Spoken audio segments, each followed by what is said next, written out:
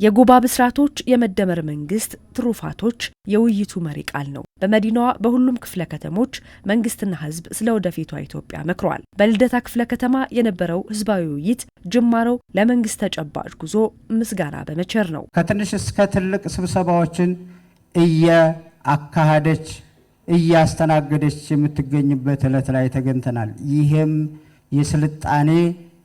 የስልጣኔ በረራችንን የሚያመለክት ነው ማለት ነው። ጊዜው የህዝብ ነው፣ የወሬ አይደለም፣ የተግባር ህልም ነው። በጽናት በአብሮነት ለሀገር እንቆማለን፣ ከብልጽግና ጋር አብረን እንዘልቃለን። ሌሊትና ቀን 24 ሰዓት መስራት፣ ከህዝቡ ጋር መንግስት ጎን ቆመን ለመስራት እኛም በኢትዮጵያ ስም ከናንተ ፊት ለፊትም ሆነ ኋላ ቆመን ለመስራት ዝግጁ ስለሆን እናንተም በርቱልን። ደግሞም የነበሩ ያሉ ክፍተቶች እንዲሻሻሉ ሀሳብ የተሰጠበት ነበር። በመዲናው የሚታዩ የመሰረተ ልማት ጉድለቶች፣ የመኖሪያ ቤት እጥረት፣ የመድኃኒት አቅርቦት ከተነሱ ሀሳቦች መካከል ተጠቃሾች ናቸው። አብዛኛው የአዲስ አበባ ህዝብ ወደ ጤና በድን ገብቷል፣ ግን መድኃኒት የለም ነው። ጤና ጣቢያዎች ላይ የከነማ ፋርማሲዎች ላይ የለም ነው የሚባለው። አብዛኛው ወጣት ቤት የለው። ኮንዶሚኒየም እንኳን እጣ ሲወጣ ፐርሰንቴጅ ሲሰጥ ለወጣቱ አነስተኛ ፐርሰንት ስለሆነ ማለት ነው።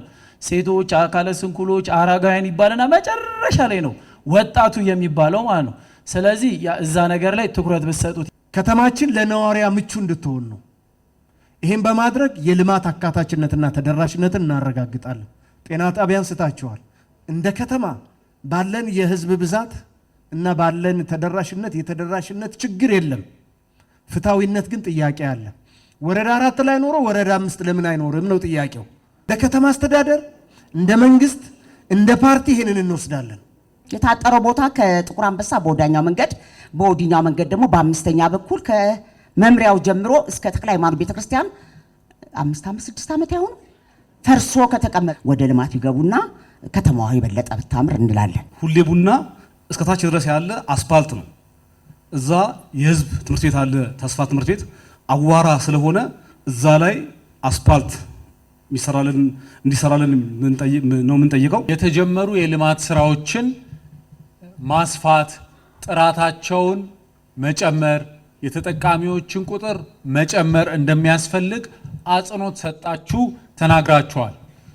የወጣቶች ማዕከላት፣ የኮሪደር ልማት፣ የትምህርት አገልግሎት፣ የጤና አገልግሎት፣ በተለይም ደጋግማችሁ ያነሳችሁት የመኖሪያ ቤት ከወጣቶችም ጋር በማገናኘት እና ሌሎችም መሰል ጉዳዮችን እልባት የሚፈልጉ ምላሽ የሚፈልጉ ጉዳዮችን አንስታችኋል።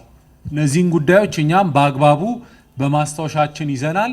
ለቀጣይ ስራ፣ ለቀጣይ እንቅስቃሴ፣ ለቀጣይ እቅድ ግብዓት የሚሆን ብዙ ነገር ከውይይቱ አግኝተናል። የኢትዮጵያ መጻኢ ዕጣ ፈንታ የሚወስነው የባህር በር ጉዳይ ለአንድ ወገን ብቻ የሚሰጥ ሳይሆን የሁሉም ኢትዮጵያዊ ጉዳይ መሆኑም ተነስቷል። ወደባችንን ደግሞ ቀይ ባህር ከመንግስታችን ጎን ሆነን እናሳካለን። እንደ አባይ ወተን እንደ ልደታ ደስ ብሎን እስከ መጨረሻ በዝናብ እየተመታን ደስ ብሎን እዛ ቦታ ላይ ነበርን። አሁንም ደግሞ የቀይ ባህር ነገር እስከ መጨረሻ አልቆ ደስ ብሎን የምናይበትን ቀን እናፍቃለን። የባህር በር ባለቤትነታችን ብልጽግናችንን እውን ማድረግ እንደሆነ ይዘን ይሄ የሚወሩ ትርክቶችን ወደ ጎን ማለት መቻል አለብን።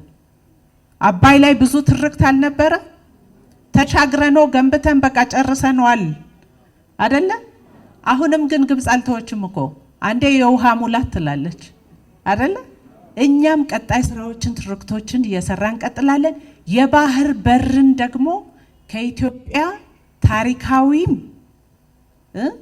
እንደዚሁም ደግሞ ካለው ነባራዊ ሁኔታ ወሳኝነት ያለው ጉዳይ መሆኑን እንስራ።